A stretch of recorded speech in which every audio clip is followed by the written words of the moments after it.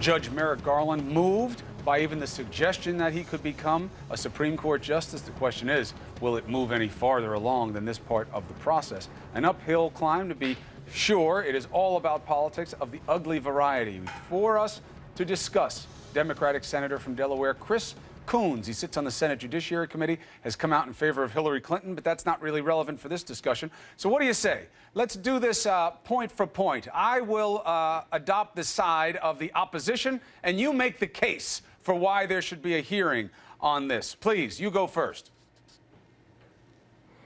Well, Chris, first, the Senate Judiciary Committee on which I serve has given a hearing to every single nominee for the Supreme Court, with only the two exceptions of candidates who withdrew before they could have their hearing.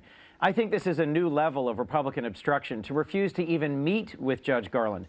My first job as a member of the Senate Judiciary Committee is to dig into his nearly 20-year record of writing of opinions on the D.C. Circuit Court and to meet with him in person, a courtesy which I hope and expect all of my colleagues will extend to him in the interest of the institution. Whether he gets an up or down vote, whether he is ultimately confirmed, I think we first have an obligation to meet with him, to review his record, and to give him a hearing. Advice and consent, our constitutional duty, means no less, and we in the Senate should do our job.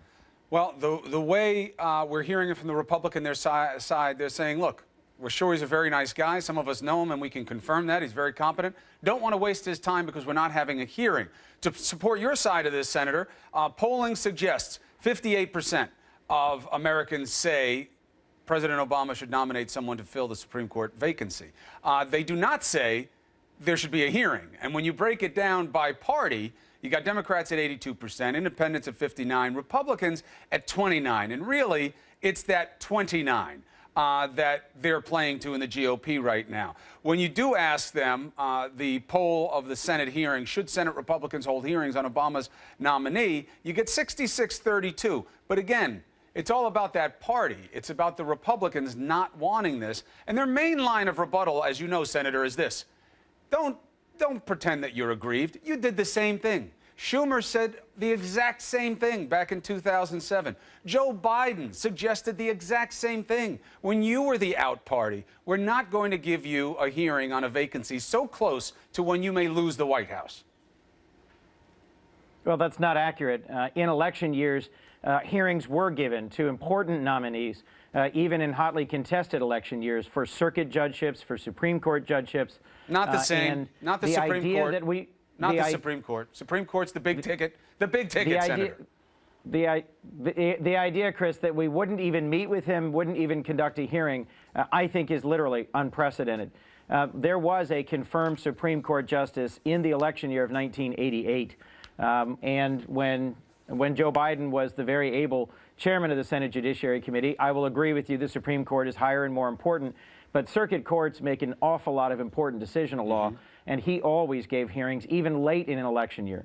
Look, how do they argue that this will turn out differently? Either Hillary Clinton is president of the United States, and then they take a chance that she will nominate someone significantly younger and more openly activist or liberal than Judge Garland, who has a long record as a moderate consensus judge, or Donald Trump will be the next president. And honestly, what can any of us tell about who Donald Trump might nominate for the Supreme Court of the United States? In the interest of the institution of the Senate, in the interest of our constitutional role, I frankly think it is in everyone's best interest that we proceed with a hearing in order to maintain the traditions, the decorum, and the constitutional role of the Senate. The response to that is, why would we fake it? That's what you Democrats like to do. We like to play it straight. We're the play it straight party, and we're not going to allow this hearing. We have the power with votes to keep you from a confirmation. We're not going to give you a confirmation. Why fake it? Why fake it? Because, frankly, from my perspective, when the American people get to hear Judge Garland, you just played a brief clip from his moving speech at the Rose Garden yesterday. I had the chance to be there, and I've seen a lot in my life, but honestly, I got choked up listening to Judge Garland describe his family, describe his values, describe the very difficult prosecution he undertook of Timothy McVeigh in Oklahoma City, describe his service to the public and his choice to give up being a partner at Arnold and Porter to be a line prosecutor in a small, windowless, cigar-smelling room in the Department of Justice headquarters. This is a man who comes across as truly decent, and as deeply committed to the rule of law. I think if we, as you say, just go through the motions and allow him a hearing, the average American will realize that this is not a partisan pick, that this is a consensus pick. At 63, one of the oldest nominees to serve on the Supreme Court. So I'm pleased that President Obama played this straight. He didn't nominate someone designed to stir up our base, someone designed to achieve some activist end. He nominated a consensus candidate who has previously won a bipartisan confirmation by the Senate to the D.C. Circuit, viewed as the second highest court in the land, and someone who I think deserves a hearing in the interests of the respect of the Supreme Court, which bluntly, in my role on the Foreign Relations Committee, I am often in the position of lecturing heads of state in other parts of the world about the importance of an independent judiciary and the importance of a non-political judiciary that can preside over its important constitutional role. Many, many countries around the world, Chris, have copied our Constitution and copied our design.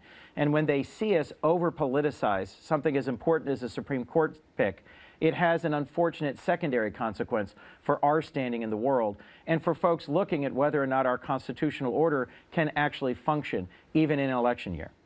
All right, and it should be mentioned that Judge Garland was not only passed in that vote, but it was like 76-23, so it was by a healthy margin. He wasn't seen as a controversial candidate then. Senator Coons, thank you for making the case. I took it easy on you because it's St. Patrick's Day.